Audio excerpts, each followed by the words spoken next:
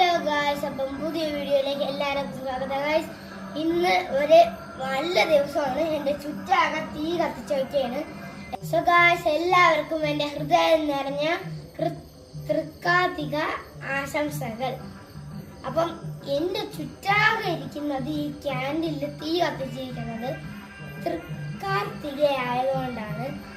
സത്യത്തിൽ അത് എന്താണെന്ന് എനിക്ക് അറിഞ്ഞൂടാ. പക്ഷെ അന്ന് നമ്മൾ വീഡിയോ ഇട്ടത് പുതിയ കാർ വാങ്ങിച്ചതുപോലെ ഇതും എനിക്ക് സർപ്രൈസ് ആയിട്ട് ചെയ്തതാണ്. ഞാൻ അത്ഭുതപ്പെട്ടു പോയി.